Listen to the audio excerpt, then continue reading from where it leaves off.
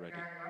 But right there, I can do one thing, is I can observe its manifestation, like a child running Tức around in khắc my house. It's not me. tất cả mọi Then thứ đều là vô immediately thường. everything becomes Thế cho thin nên air. thưa đại chúng, chuyện tu tập So, dear Sangha, the practice, không phải là chuyện xa vời. it's not Có thể something tu hiện far dụng ngay bây far giờ tại reach. đây You can do it để right thành here and now. tựu một con người You can put into đầy practice. phẩm chất You cao can quý, be sống xứng people đáng who are 70 filled năm, with 80 năm tại quality, thế gian và serving to cao live siêu in this life of 50 years, 70 rồi years. đang ở trong Otherwise, tay của người. our life Và is in the mỗi một hands mỗi of một others. khen mấy câu, They mỗi một want us to buồn be chọc mấy happy, câu, they praise us. They want us bởi to be vì sad, they tease us. đời sống That's cao a quý pity. đâu có phải là cái chuyện mà để A một high con số quality of đó. life is not that we can be Nếu chúng taken ta by tu ta không others biết được in their hands. cái chuyện quan trọng này là So chuyện if đời we sống practice cao and we quý don't nhân know gian. this, Hãy as a tùy practitioner, cuộc đời looks like học we're not tu, different. đến bị We're tâm thức controlled by không tu. life. Và And then nếu we're người controlled by our own hiểu được mind. đạo thì họ sẽ trong một And if chốc someone who lát can understand the vượt teaching, thoát then in khỏi just a tam flick phạm. of a finger, they can Đó là transcend ba all vòng xoáy dắt misfortunes, dẫn mình đi the vào cycles, the spinning nẻo cycle vô minh. that would lead us to ignorance and delusion. Xin cảm ơn đại chúng. Thank you. Đúng định. 1 hour, exactly 1 hour. We stop here.